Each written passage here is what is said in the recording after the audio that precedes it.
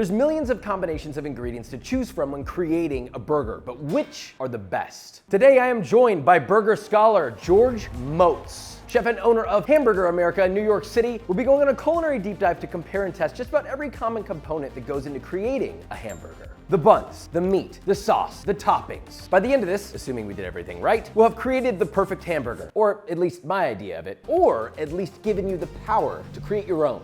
Let's begin. George is our scholar, George is the legend. He's gonna be here to give his inputs as we go along, and he'll be judging my final burger at the end. So we have several buns in front of us. We're gonna be judging these based off of squish, toast, taste, and appearance. We'll be choosing a top 3, and then I'm gonna pick my top 1 to assemble into my perfect burger. Let's begin our testing. The Kaiser roll. It's an uncommon choice, I feel like, for a hamburger. It's sturdy. But listen to that, listen to that. It's soft on the inside though. Yeah. If you have a thick patty with greases dripping out of it, you need that. Squish test, what I like about it is it springs back. Yeah. It's got structural integrity, that's a plus. Toastability, these were all toasted exactly the same. Butter in a pan, flat, toasted. It required some pressure in order to get it. Well, it naturally deflated whenever the heat went up through that bun, for sure. But it looks great though. And it's crisp. Oh yeah. That's nice. We'll give it a little taste.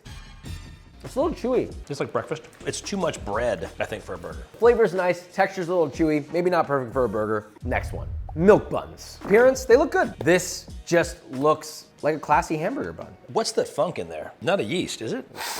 It seems we're introducing a smell test, which I kind of like. It's important. One of the most important parts of tasting is through your nose. Squish test, you know, these are a little less sturdy, but I don't mind it. I kind of like that there's a little bit of squishiness to it. It's just on the edge of too squishy. For a fancy, classic, white squishy bun, that's pretty perfect in a way. If George thinks it's fancy, we're so today. For our toast test, this tested super nice, went edge to edge, kind of like an air hockey table because it wants to move around just because it's so perfectly even. Oh yeah, ooh. Wow, it does smell amazing. It was caught right before it was burnt, and that's actually a good thing. That's a good bun. That's a great bun. And it has a little bit of sweetness, but it's not too much. And you don't smell the sweetness, which I appreciate. I think it's on the edge, but I give it a thumbs up. This goes in our top 3. Moving on.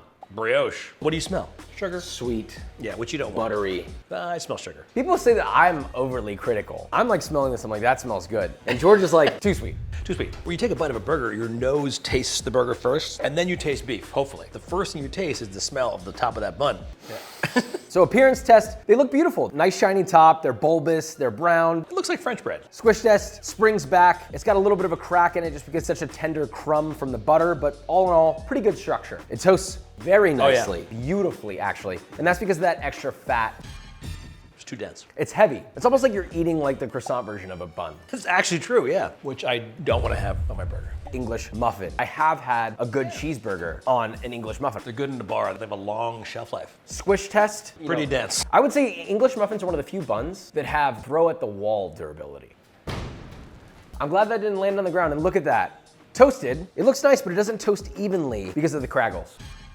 I would put it in a toaster without butter. It also has a little bit of bitterness to it. Eliminated. Next. The pretzel bun. That's seriously dense. This has bounce off the wall durability. Super yeasty. Wow. It smells like a beer. Well, visually, I think a pretzel bun looks beautiful, but I also think it's very distracting. It's almost like the bun is screaming, and then it can handle a squish. You really have to toast it. It'll be a different bun when you heat it up. Yeah. I mean, this toasted nice and evenly. It's got a good crunch to it. I like it. I need mustard. German mustard. The pretzel, I think, will overtake the quality of the burger. I'm gonna say that's eliminated. Would you agree? Oh, I agree, yeah. It's the potato roll. I didn't sniff the crack yet. What do you smell? I smell yeast, which is really what you should smell first. But also look at the inside. It's so soft. It's crazy. Pillowy. Visually, they don't get in the way of the appearance of the burger. They complement and they keep it super simple. Squish test, you could play the piano on this thing and it would retain its shape. Bounces right back, good structure. This toasts beautifully. The funny thing about the top, every time I toast one of these in butter, it's toasted all the way through. But you'll notice that the top bun has a ring around it. And why is that? It's because we're desperately afraid of concaving this beautiful top right here because they do have a tendency to deflate a little bit. Taste, wow, they did something, man. There is sugar in there, not much, just enough. And it tastes like the milk bun. It kind of tastes like a brioche. It's kind of a perfect balance between all those buns. It's the perfect canvas for a burger. This one goes in my top 3. My top 1. Whole wheat, got a dirt quality. It looks like dirt, but it's just, it's a white squishy bun, but with some wheat coloring in it. And then like some wheat flakes. It smells unique, but I don't want that in a burger. Whoa. Like sand. So that's gonna be a No, yeah, no.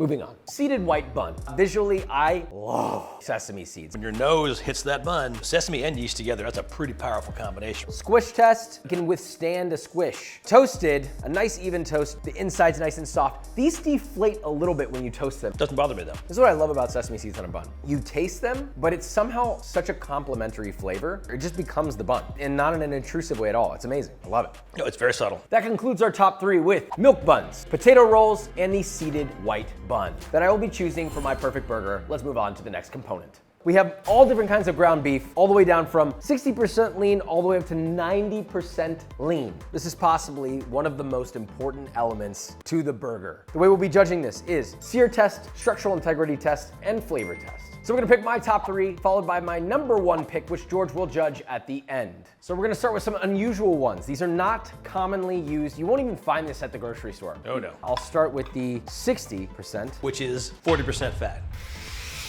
Wow. Yeah, I mean, that's like a grease fire way in the house. Oh, well, we already got a problem. It's stuck to the wax paper. It looks like you're trying to make like a beef cracker. Might as well season it. So this is only 5% more lean. I saw your method is paper and all this extra stuff. You don't need that. What I like to do, cook a little patch on one side, and that little patch actually prevents it from sticking to the spatula. See that? Wow. Just that one little cook patch helped. Look at yours. Look at that thing. It's literally all my art. There's a little more heft to this. The 5% alone is allowing it to stick together more like a hamburger patty. So, sear test, good. Structural integrity test, very bad. Taste, literally just straight fat. Tastes good. This has a little more integrity to it. I didn't smash as thin as you did. So sear test, good. Structural integrity test, better, but not perfect. It's a lot better, but I still think these two don't work. So I'm gonna say thumbs down for both. 85%, 90%. I've always hated lean beef on a burger, but let's test them. Pop that guy down. I'm gonna do this stupid parchment paper method. It's so stupid. Look. When I first pulled this off, it immediately shrunk inward. Give it a little salt. 90%. That's intense, man. No parchment. That's a flex. The liquid portion of the lean muscle is bubbling. There is some fat in there, but not. Rest in peace. Not too bad of a Maillard. I can be happy with that. Oh God, it's stuck because there's no fat to lubricate this patty. Yeah, and you can actually see the difference. And even just that 5% fat gave it a much better Maillard. So let's start with the 85%. Needs fat. Wow, it loses so much flavor there. Now I'm afraid to try this. This actually tastes like a steak, like a sirloin steak with no fat in it. So if you took this and added butter to that, that would be fantastic. As is, both of these too lean, lacking in flavor, lacking in juiciness. When you eat a burger and you're thinking, oh, that's so juicy, it's not just the liquid in the burger, but it's the fat. So these are both gonna be a no-go. This is the sweet spot, 70, 75, and 80%. These are already my top 3, but we'll test and find my top 1. First, the sear test. 75 got the best. Structural integrity test, both 75 and 80% retain beautiful structural integrity, whereas the 70% shrunk a little bit. I also probably could have scraped this area a little better, but it still shrunk pretty significantly. So all there's left to do is taste. 70%, it's nice. You taste the fat still, but it's important to taste beef when you're having a hamburger. Yeah, it's still got some structure to it. I don't think that there's like a huge loss. It definitely is a little bit of a loss though. Now for the 75%, more beef flavor. Just a 5% increase, immediate beef flavor comes in maybe 20% more. Finally, 80%. That's fantastic. It's a little beefier and less fatty. The 80% is the territory that it begins to dry. Nice and moist at 70, nice and moist at 75 with a little more beef flavor, and then 80%. Good beef flavor, but starting to get a little dry. Yeah, I tell people who don't know what they're doing with hamburgers to choose 80-20 because it's a pretty standard balance and you really can't go wrong there. 80% is good, but my top number 1 pick would be 75%. Now on to the next component. The burger patty style. Rather than my top 3, this is gonna lead into what my number 1 choice is. We have thin, which would essentially be a smash patty. We have medium, kind of like, I guess, a Burger King patty. That could be grilled, that could be seared. And then we have thick, which has been seared, and a thick, which has just been grilled straight up. Whenever you get a thick burger, you're gonna end up with a little bit of a medium or a medium rare. This is like in between medium and medium rare, I would say. Another thick one that's been seared. Again, we got a nice medium. We now have our medium thick, so a really— still some pink in there. Just a little bit of pink. And then of course, our smash, which is well done, but high enough fat that it can handle being well done. So should we start with maybe the grilled?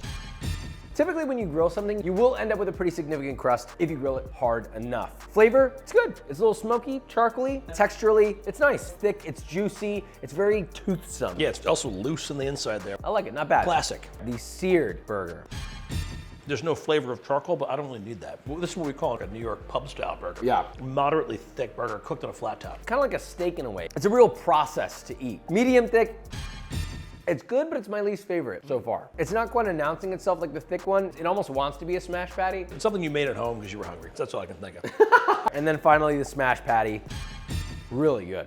It's fantastic. Way more Maillard, way more crust. Obviously, it's a little less toothsome because it's not as thick, but you heavily outweigh that texture with tons of flavor from this super flat, even contact. This is my #1 choice for my perfect burger. I agree. To me, every burger is different. As long as it tastes like beef, that's all I care about. They all have their place. But not in my perfect burger. Cheese. Let me just make a quick statement that's really important. All of these cheeses can work. All of them will melt differently, I should say. But I do have a top 3, so I'm gonna start by eliminating the cheeses that I don't want via taste. First, smoked Gouda. It's tasty. But it's gonna taste differently, I think, when it's melted. I think it's way too overwhelming of a cheese for my perfect burger. So that one is out. Swiss. Great melting cheese. Sweet though.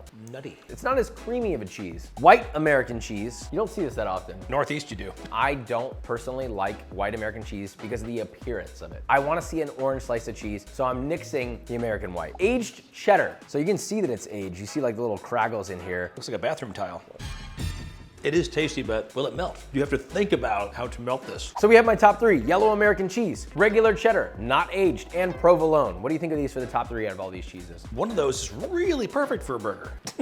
I also think one of them is really perfect for a burger. Let's find out. We're gonna be testing and melting these cheeses on my top choice for blend and patty style, which is gonna be 75% lean and a smash patty. Now, why did you cover that? Doesn't really need it. Exactly, or you only have 2 bowls. But that's a good point though. The meltability on this, it's so good that it doesn't need an overturned bowl. You could look at American cheese and it melts. Don't have to do much to, yeah, right, there you go, you're melting it. Look at it just like that, you're melting the cheese, melting, melting, melting, melting. So we have our cheddar, provolone, and the American cheese. Visually, the American cheese held the best structure, has the nicest shine, has the best melt by far. Even the provolone being one of the lower fat cheeses on here, you can see the oil on top of it. Not bad, but not great. Not bad. Meltability is great. Oh yeah. I'm not in love with the chew. A little gummy. Flavor's great, but funky. Which is what I like about provolone, but it's not the flavor I want in a burger. Take away from the burger. No go. Let's move on to the cheddar. Flavor department, step in the right direction, but you still got that gummy and chewy. And oily. The cheese goes onto the roof of your mouth and just like splashes oil into the back of your throat. Last but not least, American cheese. First thing you notice, there's twice the amount of sodium. I didn't even think about that before until just now. Way saltier. I would argue that maybe even the provolone or the cheddar have more of a deep flavor. This is a little bit more one note, but that salt and that classic like American cheese flavor, somehow it's now a burger. Texture's clutch. Creamy. It almost sort of becomes a sauce with the fat of the meat in your mouth. My #1 for my perfect burger is American cheese. I'm with you, I think American cheese is the way to go. Now on to sauces. This is an important one for me for a burger. How do you feel about sauces on a burger? I think they're unnecessary, but I like them. That hurts. We have 3 simple ones in the middle, and then on the outsides, we have 2 completed sauces, one simpler and one more complex. Ultimately, I do think they tend to come down to these 3 sauces right here: mayo, yellow mustard, and ketchup. I don't even have a top 3, I'm just gonna pick a 1. So let's start with just a little bit of ketchup. Very sweet, very overpowering. Can't do it. I've always hated straight ketchup on a burger. Me too. To me, this is a children's burger. I believe the second generation of burger lovers in America, back in the 40s, 50s, they added ketchup to the burger to get children excited about hamburger. I'm not a little baby, okay? No. Now, straight mustard, it's nice. Good. Alone, it's not the answer. If I were to imagine this on a burger, my thoughts would be it's tart, it's adding some acidity, it's cutting the richness, and it's also adding a new flavor that's complementary to whatever it's on. Especially beef. And then last of the simple sauces is a little bit of mayo. It doesn't add much of a flavor, but it does add a texture. That's fat. It's creamy. I like mayo on a burger, but I don't like it by itself. I think it needs another sauce to accompany it. All of these components, when combined, you end up with this. This has a little bit of ketchup, a little bit of mustard, a little bit of mayo, salt, and pepper. Now we have something going on, because the ketchup's coming in for a little sweetness, a little bit of tomatoey-ness, but it's so far away, it's just helping being a little holster to the real flavor makers, which is the mustard and the mayo. And then finally, a very similar one. This has a bit more ketchup in it, but what makes this different is we added aromatics. Holy shit, that tastes great. Hey, what the f? Really good, man. I'm not a sauce guy. That's really good, man. Well, perfect, because that's my #1 choice for this sauce. It better be. This is sort of like my rendition, inspired by the In-N-Out spread. I'm not blowing smoke up your If I put sauce on a burger, that would be the one. Thank you. We got the George Motz approval. I appreciate that. I'm not putting it on my burger, but I think you should put it on yours. Now, we have one more component to talk about. It is the toppings. I want to set a few rules here. Number one, toppings cannot overpower the burger. Number two, we're only limiting ourselves to the common burger toppings that you see, which is lettuce, tomato, onion, and pickle. Are there any no-nos for you here? I think these could all go on a burger. There's actually not a whole lot of flavor here. I'm just saying. I agree. There's not a lot of flavor here. It's just really about texture. I do think that there are some things, like obviously this is like explosive. Well, that's got flavor, yeah. Onions sometimes, but I actually wash my onions a little bit. I can get into that in a sec, but basically, I'm just gonna go through a quick elimination round. Let's just talk about lettuce. These are all iceberg, but sometimes you see iceberg as a leaf. Sometimes you see it shredded, also known as shreddis. Sometimes you see it chopped. Lazy. This is line cook wants to go home. And then obviously there's butter lettuce, which you're gonna see this at like a bistro. You get one leaf. Ironically, somehow this is lazier. Lettuce, I'm eliminating on my perfect burger. Sometimes it goes flaccid, and the flavor is almost non-existent. That said, if I were to choose one, I'd probably pick shreddis. Super texture. That leaves us with only 4 ingredients to choose from. Tomatoes. This is my least favorite ingredient on most burgers. I do think it's good on a thick burger, but my burger isn't a thick burger. This doesn't belong on mine. It's going out. It also can sometimes get a little bit flaccid. We're left with dill, salty, vinegary, neutral pickles, and thinly sliced onion. It is gonna go on my burger, but not necessarily as a topping. I'm gonna be including this in my burger through the OKC version of a smash burger. So that really only leaves us with one option, which is the dill pickle. That is my one and only topping I would put on my perfect burger. The acidity and a little bit of crunch, but I think you have an opinion on how it should be cut. I do lengthwise for coverage. Also less skin, by the way. You get a little bit of pickle in every bite, but there's a bigger issue. They will slide out. The straight cut, it looks too much like it's homemade. But there's something about that little crinkle cut, you know? I think those crinkles will actually allow it from slipping out. It's holding onto the burger. When you bite it, all these little ridges are like, whereas mine may or may not slide out, which we're gonna find out because now it's time for the burger scholar to taste my perfect burger. I'm ready. I'm gonna begin with my buns just so that they're going. A little bit of softened butter. This is a Big Marty's bun. Why do you butter the bun? I get a better toast because the butter's kind of integrated with the bun a little bit. I actually prefer it the other way. I think there's something about adding bread to a hot butter, which changes it. It's almost as if you're frying something. You know what's funny? I actually normally do that too, but because you're here, for some reason I felt compelled to do that. My balls are going onto the hot griddle. Doing a little bit of thinly sliced onion. I personally like to just kind of ball it up so not too much of it spreads. All right.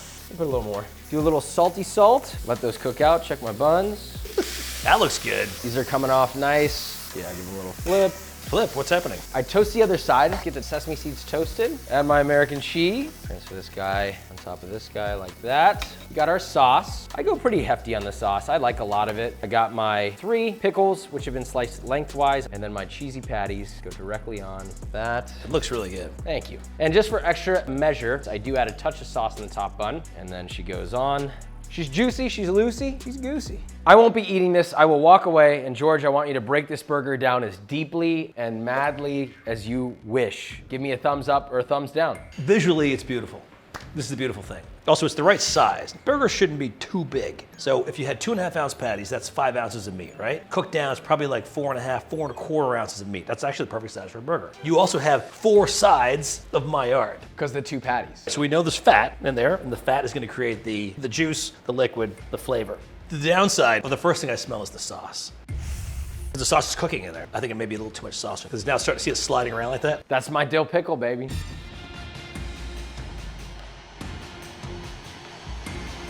On my face?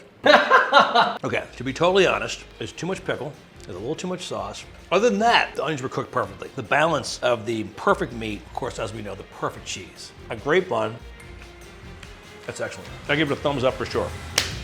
You got it. All right, so we tried my perfect burger, but this feels one-sided. What's your perfect burger? You should try this. Oh.